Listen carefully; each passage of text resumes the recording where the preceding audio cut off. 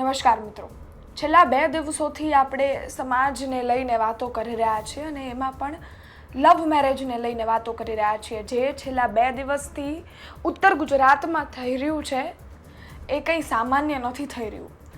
એક પ્રેમ લગ્નનો વિવાદ સર્જાયો, એમાંથી રબારી સમાજે દીકરી પાછી લાવી અને ત્યાંથી આ સમગ્ર જે બબાલ છે એ શરૂ થઈ. ચૌધરી સમાજ મેદાને આવ્યો અને તેમજ એને પણ એની દીકરીની માંગણી કરી.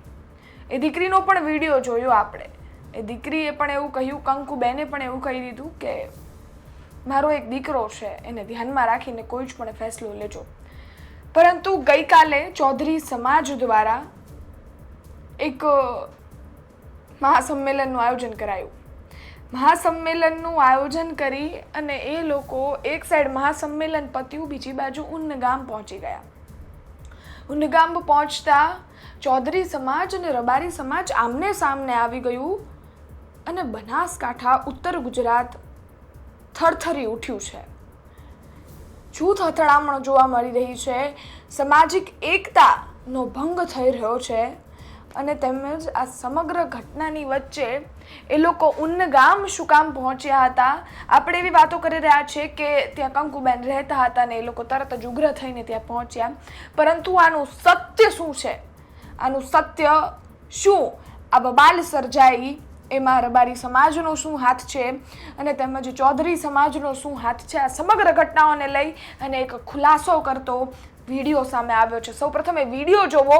આ એ જ યુવાનનો વિડીયો છે જે ગઈકાલે એ જૂથ અથડામણ થઈ હતી ત્યાં હાજર હતું. એને ઈજા પણ પહોંચી છે અને એમનું નિવેદન સામે આવ્યું છે. સૌપ્રથમ એ નિવેદન પર નજર કરીએ. એ નિવેદન સાંભળો, ત્યારબાદ વિગતે વાત કરીએ.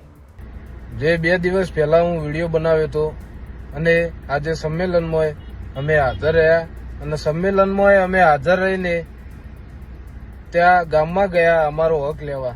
પરંતુ અમે શાંતિથી અને એ રીતે એક વર્તનથી અને એક સંસ્કારથી અમે વાત કરી રહ્યા હતા. છતાં પણ નિર્ણય લેવાના એક બહાનું કરી અને અમને ગામમાં બોલાવ્યા. પછી એમને કીધું કે ભાઈ અમારા આગેવાનો આવે છે, તમે રાહ જુઓ. તો અમે રાહ જોતા હતા અને એમના કોઈક આગેવાનો આવ્યા પણ અને પોલીસ પણ હાજર હતી. પોલીસ ખાસી સંખ્યામાં હાજર હતી. છતાં એમને અમને છેતરીને પાછળથી ઘા કર્યા. અને ભાઈ મારે બીજું કોઈ કહેવું નહીં, પણ બનાસકાંઠાના કોઈ પણ ચૌધરીનો આજ પછી મારા ઉપર વિશ્વાસ ઉઠી ગયો છે મારો. અને આ જે રૂની ગોમ 64નું એક ગોળ, એને મારે એટલું જ કહેવું કે ભાઈ તમારો 64નો ગોળ આખા ચૌધરી સમાજમાં સૌથી મોટો ગોળ. છતાં તો અમે 64 જણા નતા અને હતા તો એ તમે શું કરી નાખ્યું? તમારા 3 થી 4 સમાજના યુવાનો ઘાયલ થયા, છતાં તમે ઉભા રહ્યા, તમે કશું ના કરી શક્યા. અને પોલીસને પણ એટલું કહેવું કે તમે પોલીસ એક અમને પ્રોટેક્શન આપે, પણ ગુજરાત પોલીસને થઈ ગયું કે અમને કોઈ પ્રોટેક્શન નહીં આપી શકતું. અને ટીયર ગેસ પણ મારા સમાજના લોકો જે મને બચાવવા આવતા હતા એમના ઉપર છોડ્યા. એ તો કઈ રીતની ભાઈ એક પેલું કહેવાય તમારું. બીજું પોલીસનું આજે એક તરફી એક વર્તન જોવા મળ્યું, એનું મને બહુ જ દુઃખ થયું. પોલીસ અને સામેવાળાએ પણ જેને મારા ઉપર હુમલો કર્યો અને મારા 2-3 બીજા પણ મિત્રો ઘાયલ થયા, એમને મારે એટલું સામેવાળાને કહેવું કે ભાઈ તમે અમને કહી દીધું હોત કે અમે તૈયારીમાં છીએ તો અમે પૂરેપૂરી તૈયારીમાં આવત. અને અમે કોઈ એ નતા, પણ તમે અમને છેતરીને બોલાયા કે ભાઈ અમારે સમાધાન કરવું છે, અમારા આગેવાનો આવે છે. તો તમારા આગેવાનો તો જ અને મારા સમાજના આગેવાનો કહેવું છે કે ભાઈ શંકરભાઈ તમે એવડી મોટા પદ ઉપર બેઠા, તમારી છોકરીને એક ન્યાય નહીં અપાઈ શકતા? અને ન્યાયની વાત તો પણ છોડો, પણ તમારા સમાજના ઉપર પોલીસ અને સામેવાળા સમાજના લોકો છેતરીને હુમલો કરે તો તમે કશું નહીં કરે. અને આ લોહિયાળો મારું આટલું લોહી, મને કશું પણ મારું લોહી વહ્યું એનું એક પણ આટલું પણ દુઃખ નથી. અને મને વાજ્યું એનું પણ દુઃખ નહીં. સમાજ માટે કર્યું હું.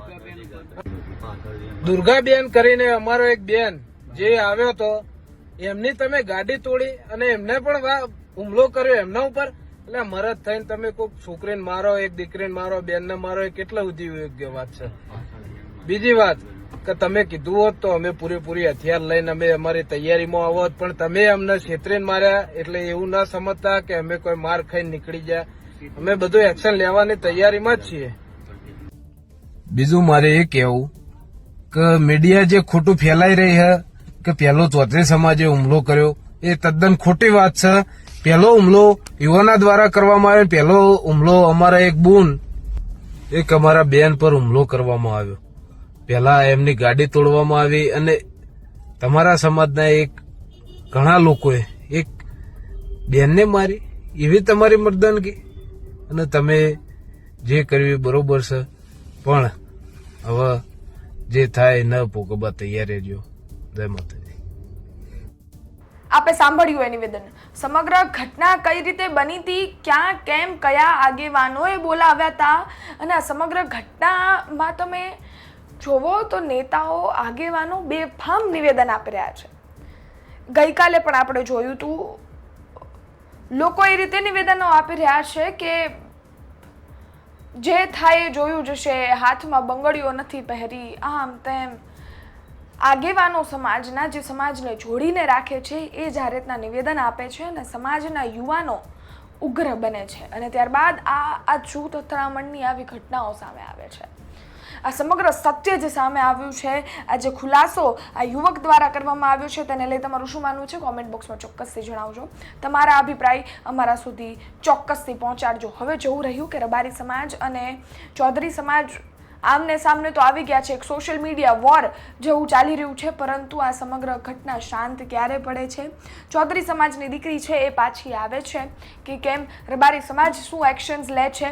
એમના આગેવાનો શું ફેસલા લે છે? એ આવનારા સમયમાં જોવું રહ્યું. ખેર, યુટ્યુબ પર જોઈ રહ્યા છો તો સબસ્ક્રાઇબ કરજો, ફેસબુક, ઇન્સ્ટાગ્રામ પર જોઈ રહ્યા છો તો ફોલો કરજો. ફરી એકવાર મળીશું નવી માહિતી સાથે. ત્યાં સુધી રજા આપો.